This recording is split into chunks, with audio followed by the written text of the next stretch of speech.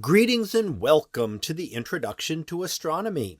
In this video, I am briefly going to go over some of the changes that I will be doing for this channel coming up in the new year in 2026. So what will I intend to do? Well, I am going to continue with the lecture slides for OpenStax Astronomy, and I've been updating those over the last few months, and I will continue this, releasing one lecture each week over the next, probably this next year. I intend this to conclude. Now, I am reviewing the slides. For most of them, I don't have any significant changes, and I'm just leaving everything there, maybe trying to touch up the audio a little bit. And I will start looking as we get into more that have had updates where things have changed. I'm going to try to add in a little bit more and re-record either the whole lecture or part of the lecture. So there will be some updates to the lectures as well to try to keep them current.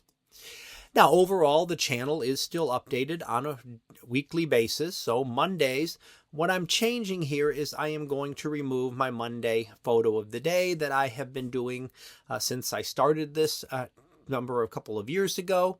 I do this podcast recording daily on another channel, which I will link to in the comments if you're interested in those, but I will not put the videos here regularly anymore. I'm going to try an experiment to see how it goes on what is called Songs of the Universe. So something a little more creative, and me playing with some AI to see if I can generate some songs that'll work.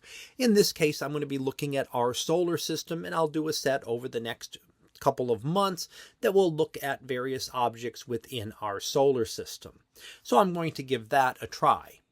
Now, on Wednesdays, I will switch to Astronomy of Other Cultures, and this time I'm going to be looking at astronomers from China and India, and some of those from early times to the Middle Ages or so. And then on Thursday, I will continue with the re-release of lecture videos. Those will continue through the year. And on Friday will be no change. Exploration of the solar system will continue through the end of March, at which point I will probably pause that again and see what else I want to move to there.